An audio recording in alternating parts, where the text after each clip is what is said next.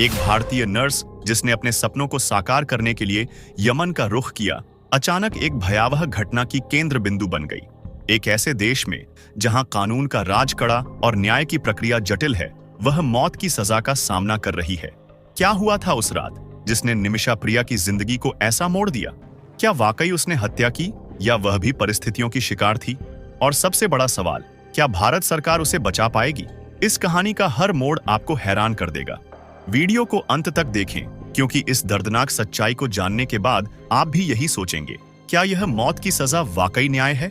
साथियों, यह कहानी भारत के केरल राज्य के पलक्कड़ जिले की रहने वाली एक लड़की निमिषा प्रिया की है। 2011 में उसकी शादी बड़े धूमधाम से हुई। शादी के बाद उसने अपने पति से विदेश जाने की इच्छा जाहिर की। उसका पति, जो ज्यादा पढ़ा लिखा नहीं था, उसकी बात मान गया। दोनों ने यमन की राजधानी सना का रुख किया। सना में पहुंचकर निमिषा ने एक अस्पताल में नर्स की नौकरी शुरू की, जबकि उसका पति ड्राइवर का काम करने लगा। उनकी जिंदगी ठीक ठाक चल रही थी। 2012 में उनके घर एक बेटी का जन्म हुआ। इसके बाद जिम्मेदारियां बढ़ीं और दोनों में से एक को घर संभालने का निर्णय लेना पड़ा। तय हुआ कि पति बेटी की देखभाल करेगा। 2014 में वह अपनी बेटी को लेकर भारत लौट आया, लेकिन निमिषा ने यमन में ही रहने और काम करने का फैसला किया, क्योंकि उसकी नौकरी अच्छी चल रही थी। उसी समय यमन में हालात बिगड़ने लगे। सना में गृह युद्ध छिड़ गया, राजनीतिक और सामाजिक तनाव बढ़ गया और देश में अराजकता की स्थिति उत्पन्न हो गई। इसी बीच निमिषा एक गंभीर समस्या में फंस गई, जिससे उसे एक बड़े अपराध का आरोपी बना दिया गया। यमन की अदालत ने निमिषा को दोषी ठहराते हुए मौत की सजा सुनाई। निमिषा ने सुप्रीम कोर्ट में अपील की, लेकिन उसकी याचिका खारिज कर दी गई। उसकी आखिरी उम्मीद राष्ट्रपति से माफी की थी, लेकिन राष्ट्रपति ने भी दया नहीं दिखाई और मौत की सजा को बरकरार रखा। मीडिया रिपोर्ट्स के अनुसार निमिषा को जनवरी 2025 के अंत तक फांसी दी जा सकती है। भारत के विदेश मंत्रालय ने उसकी मदद करने का आश्वासन दिया है और दावा किया है कि उसे बचाने की कोशिश की जाएगी। लेकिन अगर भारतीय सरकार समय पर कदम नहीं उठाती, तो निमिषा की फांसी टलना मुश्किल है। साथियों, यह कहानी सवाल उठाती है कि निमिषा ने ऐसी कौन सी गलती की जिसने उसे मौत की सजा तक पहुंचा दिया। यमन में बढ़ते राजनीतिक और सामाजिक संकट के बीच निमिषा प्रिया के जीवन में नई चुनौतियां आने लगीं। सना में गृह युद्ध के कारण विदेशियों के लिए वीजा पर रोक लगा दी गई, जिससे निमिषा का अपने पति को वापस बुलाना असंभव हो गया। इसी दौरान निमिषा की दोस्ती एक स्थानीय व्यक्ति तलाल अब्दो मेहंदी से हो गई। आर्थिक तंगी और परिस्थितियों की मजबूरी में दोनों ने एक साथ एक क्लिनिक चलाने का फैसला किया। शुरुआत में सब कुछ सामान्य था, लेकिन जल्द ही तलाल ने क्लिनिक के फंड में हेराफेरी करना शुरू कर दिया। निमिषा ने बार बार उसे फंड का सही इस्तेमाल करने और क्लिनिक को बेहतर बनाने के लिए कहा, लेकिन तलाल की धोखेबाजी बढ़ती गई।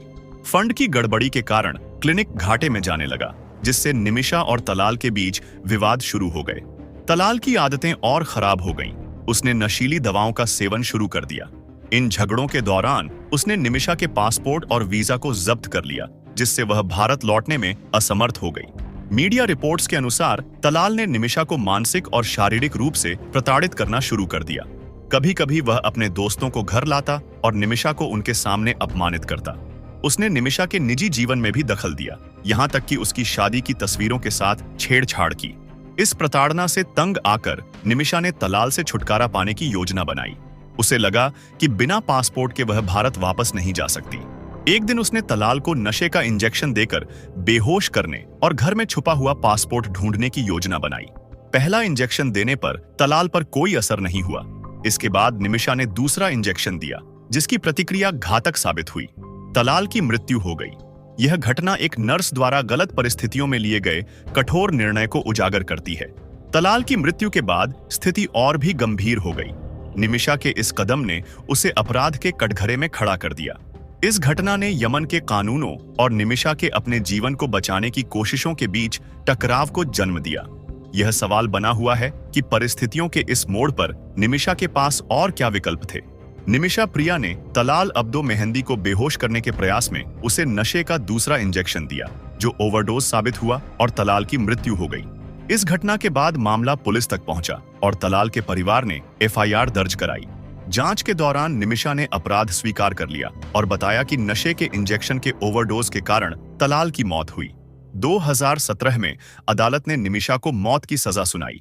यह निर्णय इसलिए हुआ क्योंकि निमिषा अपना पक्ष मजबूती से नहीं रख पाई और उसे सही कानूनी सहायता नहीं मिली। इसके बाद उसने यमन के सुप्रीम कोर्ट में अपील की, लेकिन 23 नवंबर 2023 को यह अपील खारिज कर दी गई। इस फैसले के साथ यह तय हो गया कि निमिषा को हर हाल में फांसी दी जाएगी। यमन के कानून के अनुसार ब्लड मनी के माध्यम से मौत की सजा को टाला जा सकता है। इस प्रक्रिया में पीड़ित के परिवार को मुआवजा देकर क्षमा मांगी जाती है। निमिषा के पति ने भारत में रहते हुए क्राउड फंडिंग के माध्यम से धन जुटाने का प्रयास किया। वह ऑटो ड्राइवर के रूप में काम कर रहा था और अपनी बेटी की देखभाल कर रहा था। हालांकि क्राउड फंडिंग की प्रक्रिया पारदर्शिता के अभाव और समय पर पैसे एकत्र न होने के कारण असफल रही।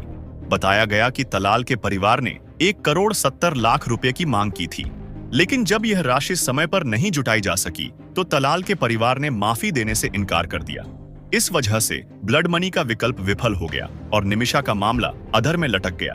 अंतिम प्रयास के तहत निमिषा के परिवार ने यमन के राष्ट्रपति राशिद अल अलीमी से दया की अपील की, लेकिन राष्ट्रपति ने अपील खारिज कर दी और फांसी की सजा को बरकरार रखा। मीडिया रिपोर्ट्स के अनुसार निमिषा को 31 जनवरी 2025 तक फांसी दी जा सकती है। निमिषा 2017 से जेल में बंद है और उसकी मां अपनी बेटी को बचाने के लिए लगातार प्रयास कर रही हैं। हालांकि इन प्रयासों को पर्याप्त समर्थन नहीं मिल सका। अब निमिषा के पास समय तेजी से समाप्त हो रहा है और यह मामला भारत और यमन दोनों देशों के लिए एक संवेदनशील मुद्दा बन गया है। निमिषा प्रिया की कहानी एक त्रासदी और न्यायिक जटिलताओं की गाथा है। एक पल की गलती ने उसे फांसी की सजा के मुहाने पर खड़ा कर दिया, जबकि ब्लड मनी और राष्ट्रपति से अपील जैसे विकल्प विफल हो गए। इस स्थिति ने अंतर्राष्ट्रीय स्तर पर भारतीय सरकार और मानवाधिकार संगठनों की भूमिका पर सवाल खड़े कर दिए हैं। अब देखना यह है कि अंतिम समय में कोई चमत्कार होता है या नहीं। निमिषा प्रिया की जिंदगी अब भी संकट में है। भारत का विदेश मंत्रालय और सरकार उसे बचाने के लिए हर संभव प्रयास कर रहे हैं। उनका दावा है कि वे उसे फांसी से बचाने के लिए हर संभव कदम उठाएंगे। हालांकि पिछले मामलों जैसे पंजाब के 2 युवकों को 2019 में सऊदी अरब में फांसी और उत्तर प्रदेश के मेरठ निवासी जैद का मामला दिखाते हैं कि फांसी के मुद्दे अक्सर बहुत जटिल और संवेदनशील होते हैं। निमिषा प्रिया का मामला भी अंतर्राष्ट्रीय सुर्खियों में बना हुआ है। सवाल यह है कि क्या ब्लड मनी का मामला फिर से उठेगा? क्या तलाल के परिवार वाले माफी देने और तय की गई रकम लेने को तैयार होंगे, या क्या भारत सरकार कोई नया समाधान निकाल सकेगी? इस समय निमिषा के पास केवल 1 महीने का समय बचा है। हालांकि क्राउड फंडिंग के पिछले प्रयासों में पारदर्शिता की कमी के कारण वह सफल नहीं हुए। उम्मीद जताई जा रही है कि शायद यह प्रक्रिया दोबारा शुरू हो सकती है। यह मामला भारत और यमन दोनों देशों के लिए एक मानवीय और कानूनी चुनौती बन चुका है। इस घटना का उद्देश्य किसी को दुखी करना नहीं है, बल्कि जागरूक करना है। यह बताने की कोशिश है कि कैसे एक चूक किसी की जिंदगी को बदल सकती है। भारत सरकार और यमन सरकार को इस मामले में सकारात्मक और मानवीय दृष्टिकोण अपनाना चाहिए, ताकि निमिषा अपनी बेटी और पति के पास वापस लौट सके। अगर आपको हमारी ये कहानी और ऐसी ही अन्य सच्ची घटनाएं जानने में रुचि है, तो हमारे चैनल को अभी सब्सक्राइब करें।